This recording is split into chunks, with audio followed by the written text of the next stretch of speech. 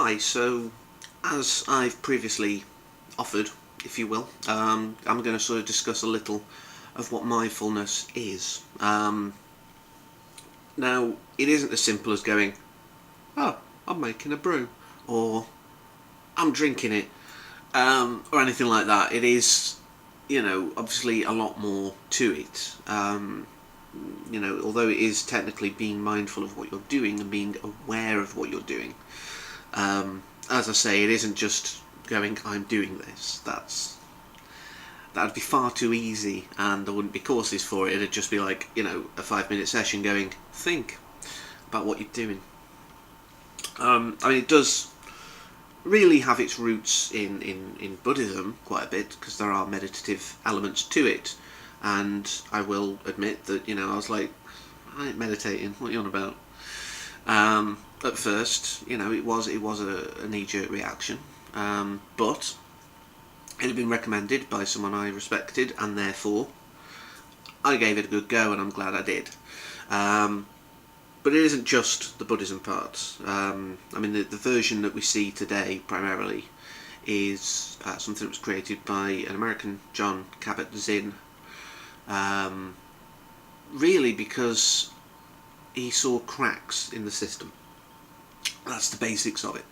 There were people with, fibromyalgia, mental disorders, even physical ailments that just the specialists couldn't help.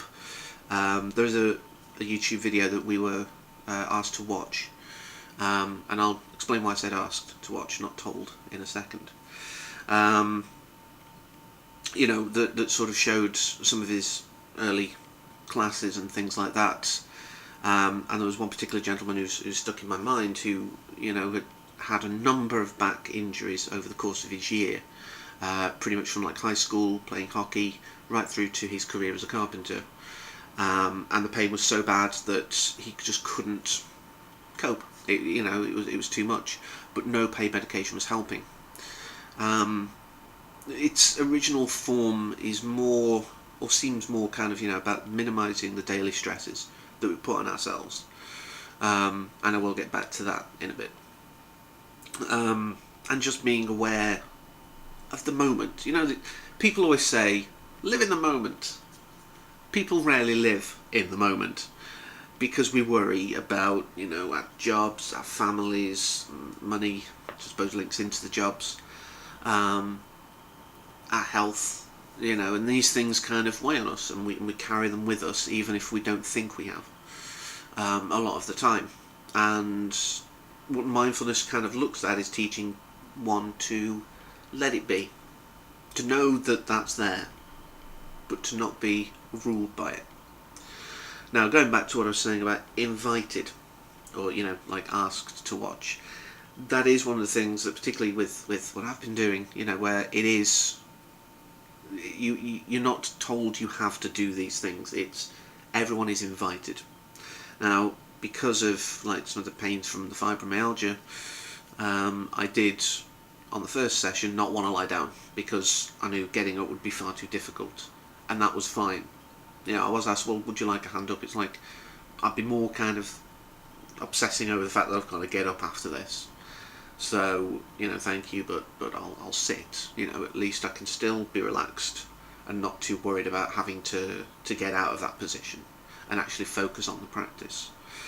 So it does have a lot of, as I say, practice. We're now at the point where we've had guided practices, we've had CDs pretty much every week, but now we've got our own practices, where all we've got on the CD is bells, which is a common Buddhist beginning and ending. It's like normally 1 to start and 3 to finish a meditation session, as well as looking at, as I mentioned before, the stresses, things that trigger these automatic pilots of panic and and maybe depression and all these other things.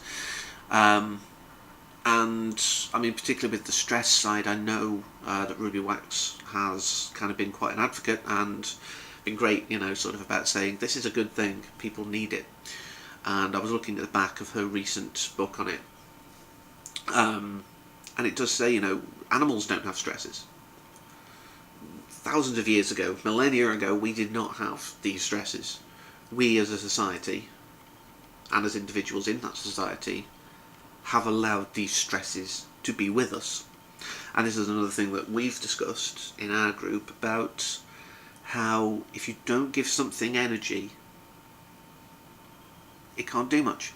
You know, if you are constantly worrying about something, whatever it may be, you're going to be constantly worrying about something. That's a fact. If you just go, that's a thing that happened, you're not giving it any energy. You're not building up this stress. And a lot of time, that sort of dealing with stress helps you deal better when you're in pain. Helps you deal better when you're upset. Helps you deal better when you're just panicking. Because it's not saying...